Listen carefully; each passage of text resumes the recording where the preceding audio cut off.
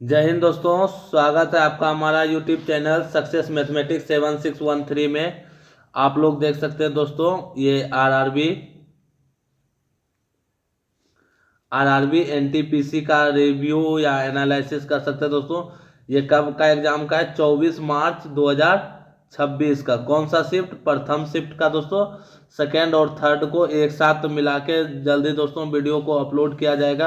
और आप लोग दोस्तों जैसे भी एग्जाम खत्म हो, आप लोग थोड़ा जल्दी प्रश्न भेजने की कोशिश कीजिए, ताकि दोस्तों हम लोग जल्दी से प्रश्नों का, आप लोग इतने लेट कर देते कि 24 तारीख को खत्म हुआ दोस्तों, और आज 25 तारीख के भी प्रश्न को इंक्लूड करना है दोस्तों।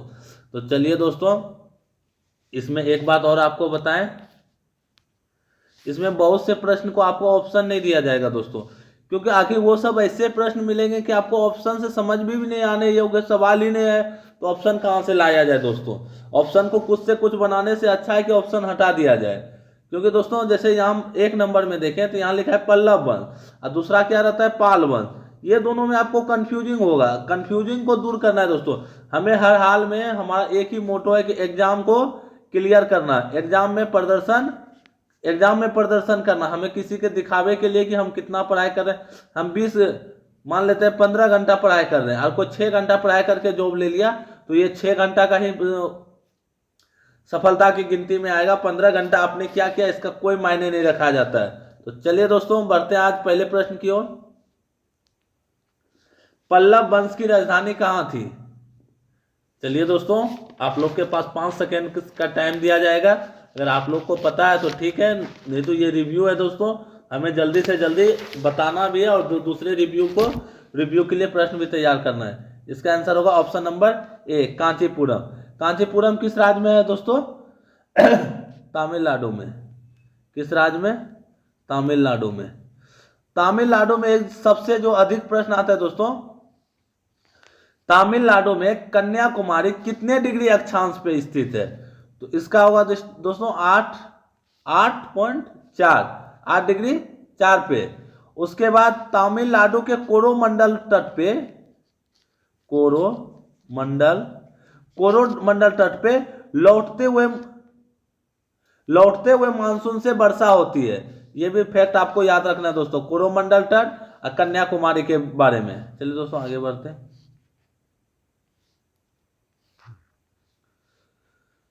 संत तुकाराम के अभंग किस भाषा में रचे गए थे? अर्थात इनका कहना है दोस्तों कि वो जो ग्रंथ लिखे थे वो किस भाषा में। देखिए दोस्तों, अगर आप इसको पढ़ने के इस टाइप के प्रश्न को किसी भी सूरत में 90+ दोस्तों ये स्टूडेंट नहीं पढ़ के गया होगा कि कौन सी भाषा में लिखे गए। लेकिन तुकाराम के बारे में हम काफी, मतलब जितने भी 10 से 12 मेरे मॉक का एनालिसिस है दोस्तों, 10 से 12 वीडियो जो कि एनटीपीसी के एग्जाम से पहले करवाए हुए ऐसे ही, उसमें दोस्तों बताए थे कि संत तुकाराम वो महाराष्ट्र राज्य से संबंधित है। किस राज्य से? महाराष्ट्र राज्य से। तो आप देख के भी बना सकते हैं कि इसमें क्या होगा, इसका आंसर मराठी होगा। चलिए दोस्तों आगे बढ़ते हैं अगले प्रश्न की ओर अपने।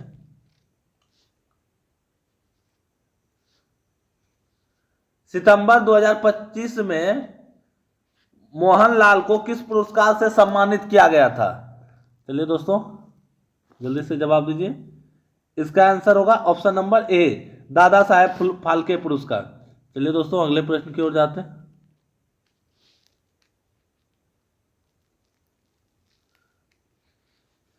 केरल के महिलाओं द्वारा किए जाने वाले किस नृत्य को जादूगरनी नृत्य कहा जाता है? ये भी दोस्तों जब तक आप नहीं ध्यान रखिएगा तो ये बनेगा ही नहीं। आप कहाँ पढ़ा रहिएगा कि जादूगरनी नृत्य किसको कहा जाता है, वो नृत्य महिलाओं के द्वारा किया जाता है। इसका आंसर क्या होगा? ऑप्शन नंबर ए, मोहिनीअट्टम। समान नागरिक संहिता किस अनुच्छेद में दिया गया है? ए आर टी का मतलब दोस्तों यहाँ अनुच्छेद से है, अनुच्छेद से। चलिए दोस्तों इसका आंसर होगा ऑप्शन नंबर बी, 44। चलिए दोस्तों इसके बारे में कुछ बताते हैं। समान नागरिक संहिता कहां दिया गया है? डीपीएसपी में, राज्य के नीति निर्देशक सिद्धांत। डीपीएसपी की बात करें दोस्तों, ये संविधान के किस भाग में है? भाग 4 में। अनुच्छेद की बात करें तो तो 36 से 51 में, 51 में क्या दिया गया दोस्तों, अंतर्राष्ट्रीय संबंध के बारे में। 36, 12 और 152 ये तीनों में क्या दिया गया दोस्तों, राज्य की परिभाषा। चलिए दोस्तों हम लिख ही देते हैं कलर चेंज करके। ये तीनों अनुच्छेद में क्या दिया गया, राज्य की परिभाषा। राज्य की परिभाषा क्या होता है, राज्य की परिभाषा के लिए दोस्तों आप प्ले लिस्ट में जाके मौलिक अधिकार का वीडियो देख सकते हैं। चलिए दोस्तों आगे बढ़ते हैं और इसमें कुछ और जानते हैं। राज्य के नीति निर्देशक सिद्धांत कहां से लिया गया, आयरलैंड से। आयरलैंड से राज्य के नीति निर्देशक सिद्धांत और मौलिक अधिकार में कौन सा श्रेष्ठ है, तो श्रेष्ठ कोई नहीं है दोस्तों, दोनों एक दूसरे के पूरक है। अगर एक बढ़ते तो दूसरे घटते हैं, दूसरे बढ़ेंगे तो पहला घटेगा। दोस्तों ये इकोनॉमिक्स से भी प्रश्न है दोस्तों कि जो दो वस्तुएं एक दूसरे की पूरक होती है, किसी की वैल्यू बढ़ गई तो दूसरे का वैल्यू क्या होगा, तो दूसरे का वैल्यू दोस्तों हर हमेशा कम होगा। चलिए दोस्तों आगे बढ़ते हैं। 1991 की नई आर्थिक नीति में किन किन मुख्य शब्द को अपनाया गया, दोस्तों वहां पे ऑप्शन जो था 3-3 करके था, तो यहाँ 3-3 ना करके दोस्तों हम एक एक करके आपको समझाने के लिए अलग कर दें। आंसर तो एक ही होना है दोस्तों, इसका आंसर होगा ऑप्शन नंबर डी, ऑल। चलिए दोस्तों हम इसको समझाते हैं और बार बार दोस्तों हम बताएं कि 1991 में आपको याद रखना है कि LPG, liberalisation, privatisation, globalisation. Globalisation का मतलब हुआ वैश्वीकरण, प्राइवेटाइजेशन का मतलब हुआ निजीकरण और लिबरलाइजेशन का मतलब हुआ उदारीकरण। उस समय हमारे देश के प्रधानमंत्री कौन थे, तो पी.वी. नरसिम्हा राव, नरसिम्हा राव। वित्त मंत्री कौन थे, डॉक्टर मनमोहन सिंह। ये दिवंगत आत्मा हो गए दोस्तों अब वित्त मंत्री। चलिए दोस्तों आगे बढ़ते हैं अगले प्रश्न की ओर। विश्व जनसंख्या रिपोर्ट के अनुसार किस महाद्वीप की जनसंख्या सबसे अधिक है, इसका आंसर कोई भी लगा दिया होगा दोस्तों, एशिया। और एशिया का दोस्तों सबसे बड़ा क्षेत्रफल में भी सबसे बड़ा महाद्वीप है दोस्तों। चलिए दोस्तों आगे बढ़ते हैं। डीएनए और आरएनए किसके बने होते हैं, चलिए दोस्तों आप लोग जरूर जवाब दीजिए।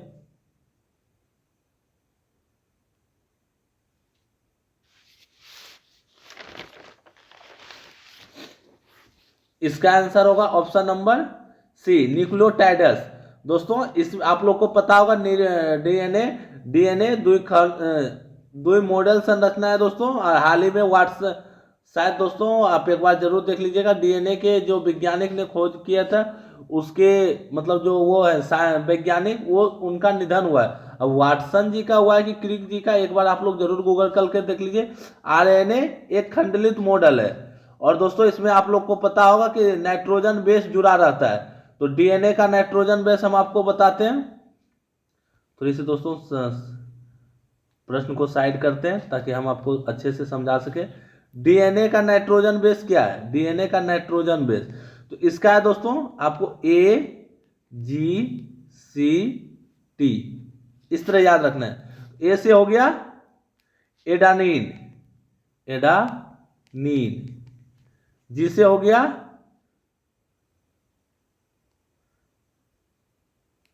जी से क्या होगा, गुआनिन, गुआनिन। ये नाइट्रोजन बेस है दोस्तों। सी से हो गया साइटोसिन, साइटोसिन। टी से हो गया थाइमिन। ये हो गया दोस्तों डीएनए का। अब आरएनए का देखते हैं। आरएनए, आरएनए, आरएनए, आरएनए का क्या हो गया दोस्तों, इसका हो गया AGCU।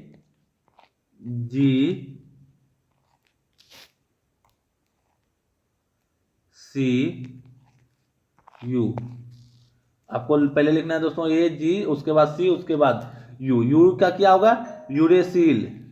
यू का हो गया यूरेसिल। सी का हो गया दोस्तों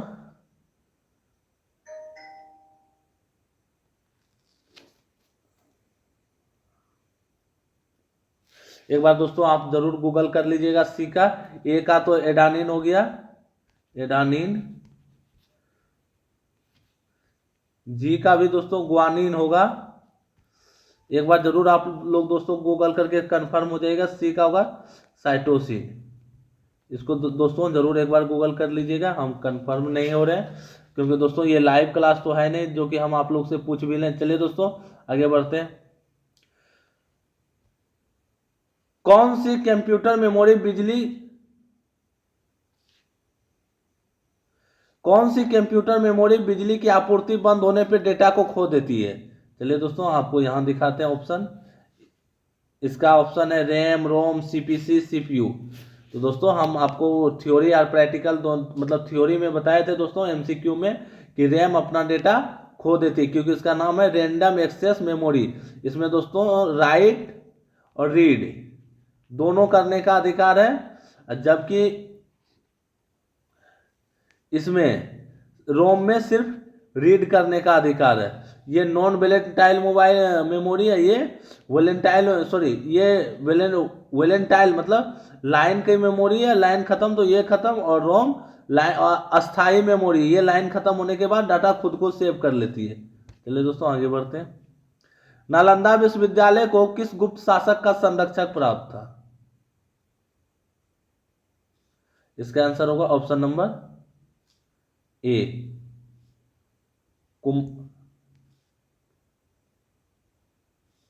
कुमारगुप्त प्रथम का।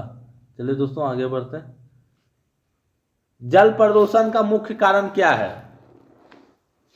दोस्तों इसका एक मुख्य कारण नहीं हो सकता है, बहुत कारण हो सकता है, लेकिन जो सबसे मुख्य कारण हो सकता है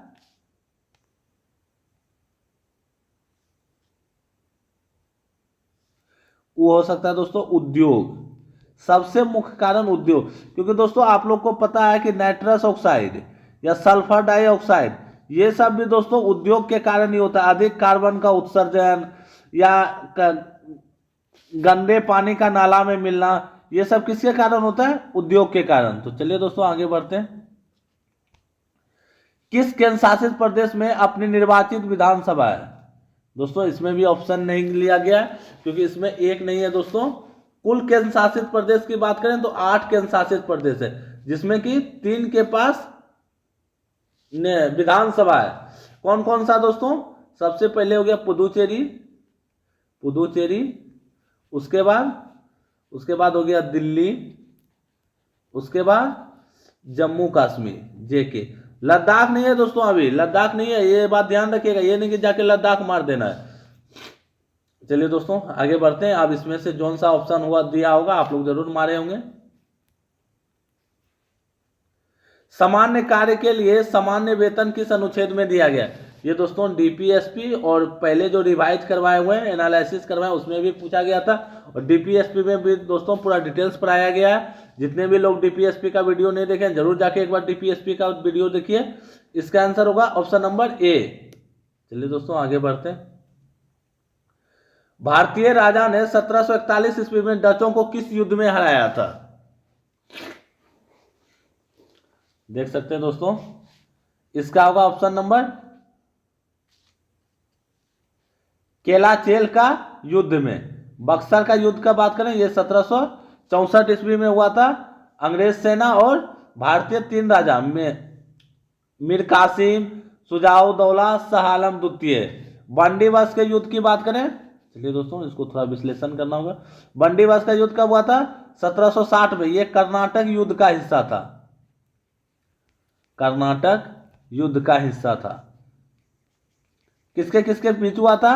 अंग्रेजी सेना और फ्रांसीसी। अंग्रेजी सेना का नेतृत्व किसने किया था? आयरकूट ने। फ्रांसीसी सेना का लाली ने किया था। चलिए दोस्तों आगे बढ़ते हैं। एक और रह गया दोस्तों, बेदरा का युद्ध कब हुआ था? 1759 ईस्वी में। किसके किसके बीच?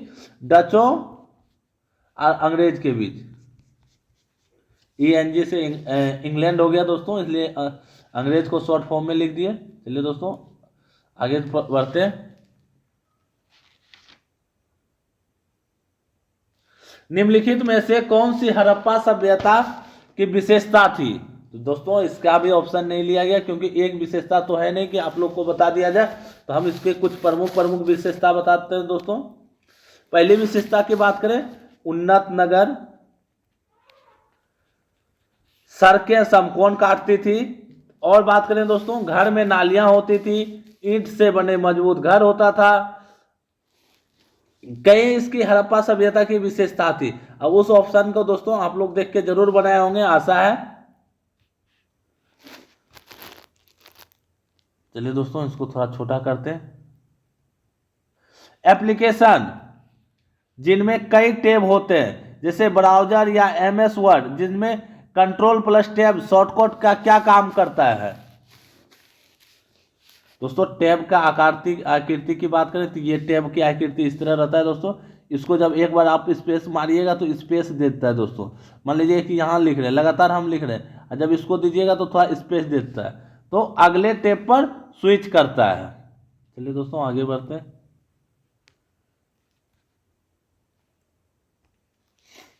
अनुच्छेद 171 के अनुसार किसी राज्य की विधान परिषद के सदस्यों की कुल संख्या का उस होना चाहिए दोस्तों, उस राज्य के विधानसभा के सदस्यों की कुल संख्या का कितना होता है।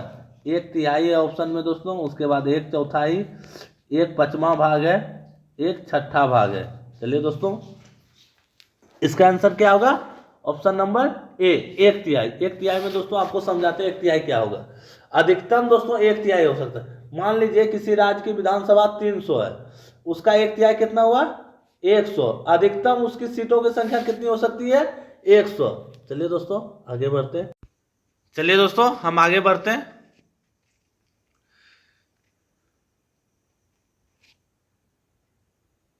हिमालय पर्वत किस क्षेत्र से आने वाली शीत पवन को भारत में आने से रोकता है। दोस्तों यहाँ शीत का इस तरह होना चाहिए, शीत पवने को भारत में आने से रोकता है। इसका आंसर क्या होगा, ऑप्शन नंबर ए मध्य एशिया या साइबेरिया से। दोस्तों ऑल से तो होगा नहीं, क्योंकि श्रीलंका, भारत का मैप देखिएगा तो श्रीलंका यहाँ स्थित है और हिमालय उत्तर भारत में स्थित है। कंप्यूटर विज्ञान में GIGO garbage in garbage out अवधारणा का मुख्य उद्देश्य क्या है। चलिए दोस्तों आप लोग जरूर जवाब दीजिए, इसका क्या होगा। इसका होगा दोस्तों, यह सुनिश्चित करता है कि अगर आप खराब इनपुट दिए, गलत इनपुट दिए तो ये गलत आउटपुट में ही रूपांतरण करेगा। क्योंकि आप जानते हैं कि यहाँ यूजर बैठा रहता है, यहाँ कीबोर्ड या इनपुट का मतलब रहता है दोस्तों। हम इनपुट देते हैं कच्चा डेटा और उसे CPU में प्रोसेस होने के बाद हमें आउटपुट में इंफॉर्मेशन मिलता है। ये जानकारी के लिए दोस्तों आप हमारे कंप्यूटर के 500 MCQ का सीरीज में जरूर जुड़िए, ताकि आपको इस तरह के प्रश्न का जवाब दे सके। नागपुर पुस्तक महोत्सव 2025 का आयोजन कहां किया गया था। इसका आंसर होगा ऑप्शन नंबर ए रेशम बाग ग्राउंड में। चलिए दोस्तों अगला बढ़ते हैं। बेल्लोर का सिपाही विद्रोह किस वर्ष हुआ। दोस्तों सिपाही विद्रोह से काफी ये प्रश्न दोस्तों मान के चलिए कि 30 से 40% ही स्टूडेंट से बनाए होंगे, क्योंकि दोस्तों सिपाही विद्रोह काफी दिन छूट गया होगा लगभग स्टूडेंट का पढ़ा हुआ। इसका आंसर होगा ऑप्शन नंबर ए 1806।